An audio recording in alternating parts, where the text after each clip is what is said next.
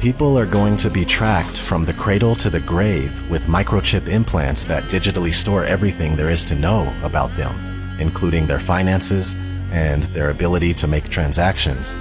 That's why I tend to think that the microchip might be the mark of the beast. It says no one can buy or sell unless they have the mark. People all over the world are doing experimental microchipping. Not to mention what's happening now with ID 2020. We're also moving towards a cashless society with every day that passes. This pandemic is carrying multiple agendas forward. The push for centralized control of information, which is censorship and narrative control. The cashless agenda forming out of the economic crash taking place right now, and the fear of passing germs through the use of physical money.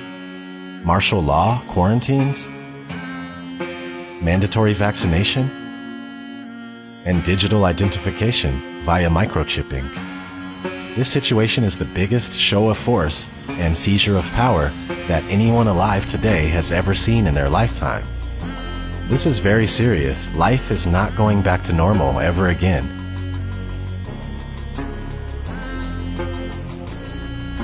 It truly is the end of the world as we know it. We need to take a stand. Refuse forced vaccines. Destroy 5G technology any chance we get, and don't let them fill you up with fear. From what I gather, they lose in the end anyway. You know, I really hope that's true. And this life is only temporary, so don't be scared. Be strong and stand up for yourselves. I know one thing for sure, I'll die or be thrown in a FEMA camp, or worse, before going along with what they're doing right now. Maybe you should consider doing the same thing. This has been ODD. Never sleep again, my friends. Take care.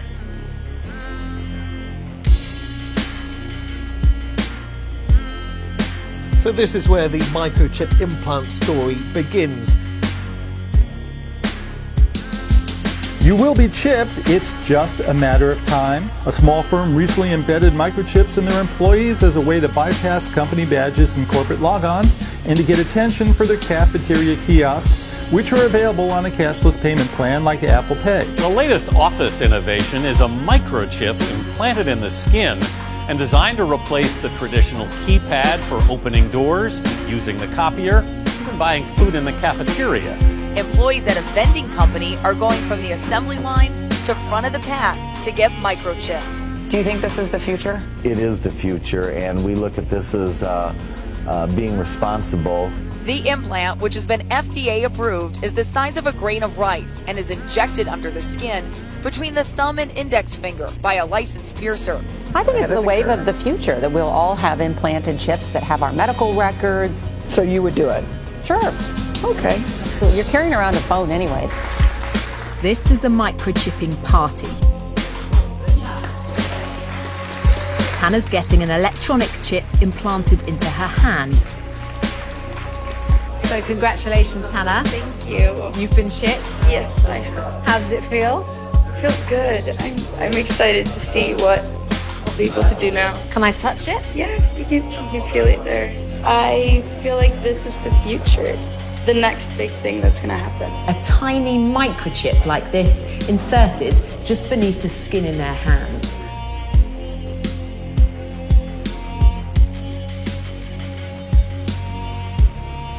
This technology will, one day, change the way we live. That in the future, we will all be chipped. In Sweden, the microchips are already here. The microchip implants use the same technology that's in contactless credit cards, which have made cash pretty much obsolete in Sweden. No cash. Is a cashless society inevitable? How long will it take before we're cashless? Many countries are fast moving towards a cashless society. Between 2000 and 2015, non-cash payments in the U.S. grew by almost 400%. Venmo, the mobile app where people can pay each other on a smartphone, now processes $2 billion a month. This year, Apple added similar payment capabilities in iMessage. These free services are so popular, 30 major banks recently launched a competing product called Zelle. It would be better if we were more like Sweden, where cash has nearly been phased out. And the U.S. will get there too in another 5 or 10 years. There's no question that cash, is in its last era. China's cashless revolution has happened in just 3 years.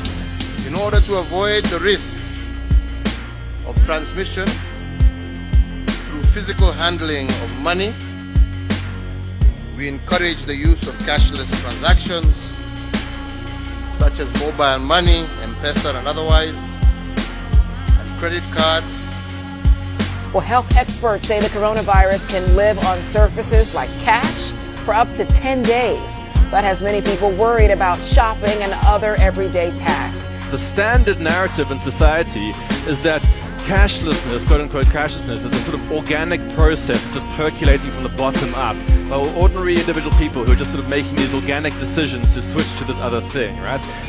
Now this is pure, if you want to, like this is a pure, to put it crudely, capitalist ideology, corporate capitalist ideology, where essentially you always want to focus attention on the small person in society, quote-unquote the consumer.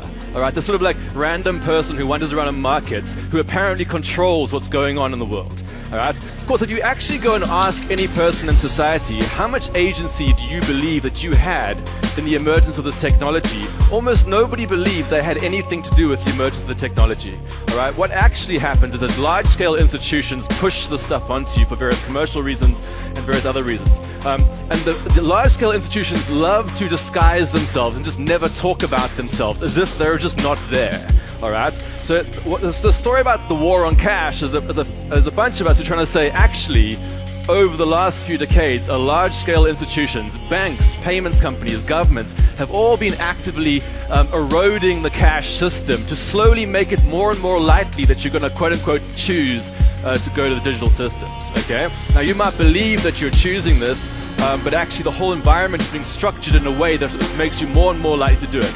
The biblical entry point for any discussion of the one world economic system, a cashless society, an end-time prophecy, is Revelation 13:16-18. He causes all, the small and the great, the rich and the poor, and the free men and the slaves to be given a mark on their right hand or on their forehead. And he provides that no one should be able to buy or to sell except the one who has the mark, either the name of the beast or the number of his name. Here is wisdom. Let him who has understanding calculate the number of the beast. For the number is that of a man, and his number is 666. The Bible clearly links the global mark of the beast system with the emergence of a cashless society. One world government, a new global economy ruled by one man is coming. The banking overlord is coming. And he'll have a solution that everyone will indeed, quote, bow down to, end quote, and he's called Antichrist. And he will have his mark. He will do this for increased control of commerce. It will be perfect and complete control. His economic policy is very simple. Take my mark and worship me or starve. No mark, no merchandise. No seal, no sale. So if you want to function in this new economy under this coming world leader, you have to take the mark.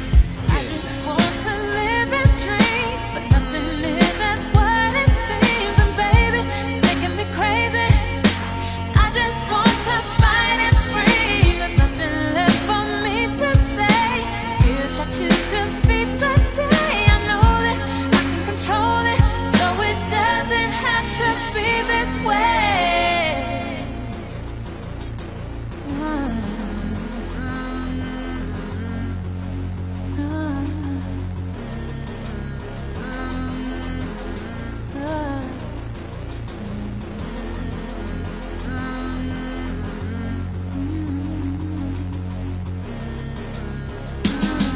I refuse to just go quietly into the night. There's forces of darkness at work and they're restricting the light. I'm so fed up with the lies, they tell us this isn't right. It's ODD TV, you best believe I'll get up and fight. This is my plight, I'll never let you cowards get the best of me. Took the red pill, now it's time to fulfill my destiny. Living like I'm Neo, dipping from my P.O.